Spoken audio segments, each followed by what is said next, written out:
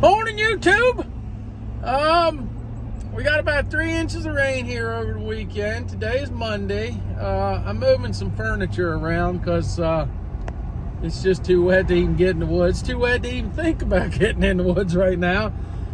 It rained Friday, I think about 1.5 to 2 inches on Friday. Saturday turned out to be a pretty decent day. It was kind of misty in the morning. I moved my skidder up there Saturday so I could kind of get around without getting a permit. And then it just dumped rain all day Sunday. All day. Probably got another 3 inches, 2 to 3 inches. I don't know. We got somewhere between 3 and 5 inches of rain this weekend. Wind's blowing a little bit today, so I had some other things to do. The buddy I'm working with, his well pump went up yesterday, so he's working on that. After I get done moving furniture, I'm gonna run over there and help him pull the well pump if that's what we end up having to do. So no timber harvesting going on today. I'm gonna get my tree cutter back. Hopefully today. They're going down to get it. A buddy of mine that's renting it right now, the mill he's cutting for, they put him on a quota. So he's just going to peck around with his rubber tire for now. So he said if I could use it more than he could, go ahead and come get it. He hasn't really committed to buying it yet, so we're still in the process trying to work that out. So I'll have the cutter back on this job, which would be nice because the greenbriers are over our heads. So yeah, nothing exciting going on today. We're just trying to tie up some loose ends, unwork related loose ends, and yeah, hopefully get in there and mow some trees down tomorrow. Well, this is a familiar sight, isn't it? We're tracking it back. I go through a handful of gates here. The wood's laying pretty wet. We're going to try to get in there and cut. I mean, I'll be fine with this cutter, but a buddy of mine's back there hand stumping on the other side of the creek right now, working on some of the bigger trees. There is I don't know, probably 30% of what's in here should be hand cut.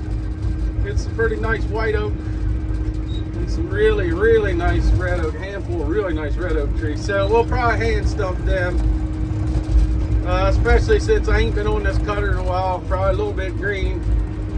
Not saying I won't tackle them by the end of the job, but for now, we'll save them, clean around them with this thing. The greenbriers and the understory so thick in here that even the deer turds don't even hit the ground. They're up off the ground on leaves. That's how thick it is. So we're gonna get in here and peck around. I can tell you right now, I missed this old girl.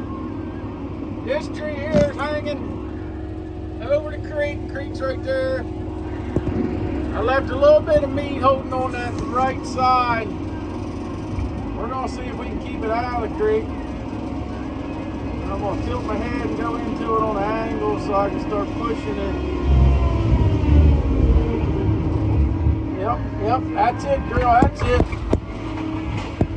Absolutely gorgeous. Absolutely gorgeous. Don't get much better than that. Left a little meat holding on that right side to pull it, and it worked. Woo! I missed this old girl. Not sure which one he's cutting. I think it's that one.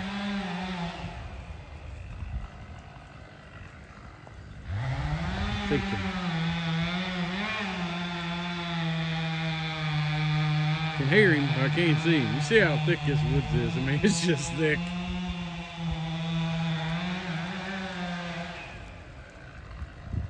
Yeah, it was that one. I was right. Timber!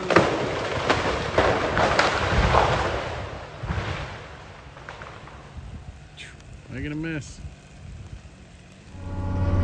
Alright, well, it's raining again. I think it's going to rain all daggone week. Looks like Friday's going to be nice. It's not raining real hard. This main trail on the edge of the field's pretty good. I almost think we could use the big tiger cat coming out here, but right down in there where you can see it getting a little bit darker. Well, the raindrops are in the daggone way. It gets pretty wet in there. We kind of, originally when we drew the maps, we just come out, you know, you draw the map, so you're going to draw a straight shot. And then when you get in there, you get to work, and sometimes you realize that, man, maybe we ought to move the skid road up around that way. Well, the wonderful liberal state of Maryland decided that now, because we have inspectors, which we never did before. I've gotten into that, you know, the DNR and the mud move. But anyway, now if we don't put the skid road exactly where it says on the map, we have to redraw it on a new map and resubmit it. So keep in mind, all we want to do is move the skid road from here to right there on the edge of the field. Literally moving it 50 feet. DNR man says, nope, you got to redraw it on a new map, resubmit it. County approved it where it was. There's no saying they're going to approve it over there. Well, that's going around the edge of the field. There's an old road already there. The farmer drives around it, dumps manure down there in that corner. So we're going to keep dragging it through this mud hole until we can't go anymore, and then I don't know what we'll do. I don't know if we'll just route the skid road and say the heck with it, or I don't know. We'll just cross that bridge when we get to it. So right now he's cutting up. I brought mats in because we got to cross the creek, so I brought them down today. We're trying to at least get enough wood out to get a load for me to take out of here on my trailer, so I ain't dead heading home empty, because I kind of got to go towards the mill to head home. So look at that beautiful cutter sitting there. Isn't she pretty? All camouflaged in the green briars. Now I gotta find my trees. I cut all these trees too. You think it'd be easy for me to find them, but not as easy as you think. Well, look at that mess. Showed up here this morning. Yesterday was nothing. Showed up here this morning, got a lake. Not exactly sure what happened. I guess vibration, something popped it up out. I have no idea, but we now have a lake. So I am going to try to get this lake drained down in this grassy field here. So we're going to do a little bit of excavation here and see if we can't get her to drain out in the grass. This here Quadco head is a 22-inch hot saw slash Gradall.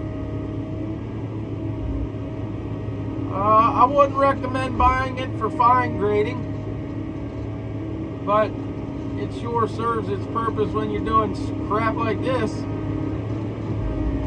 Otherwise, I'd be in here with a shovel trying to get this to drain. All the timber's cut back there in that patch, but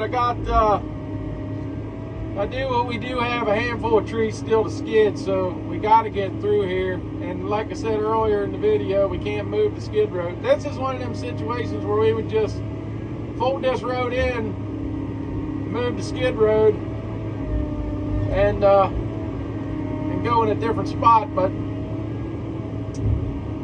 the government has other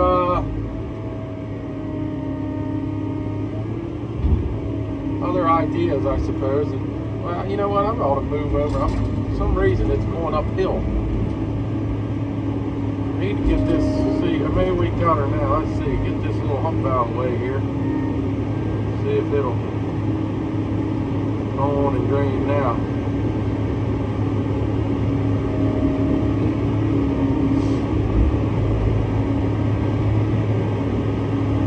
Otherwise, if we keep going, it's going to have this whole road flooded.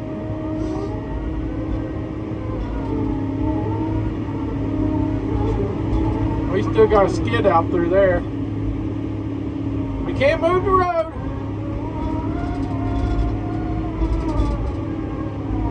Looks like it's draining now. I can't tell if it's draining or to get this out the way here. No, it ain't draining.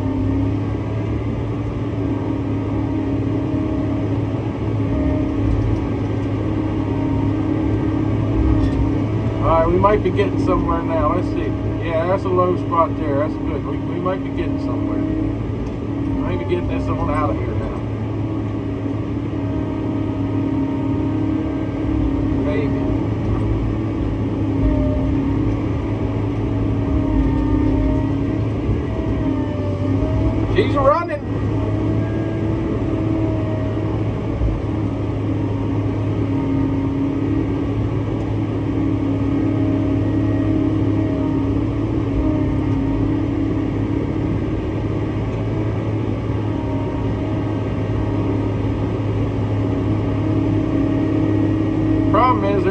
some ruts in there.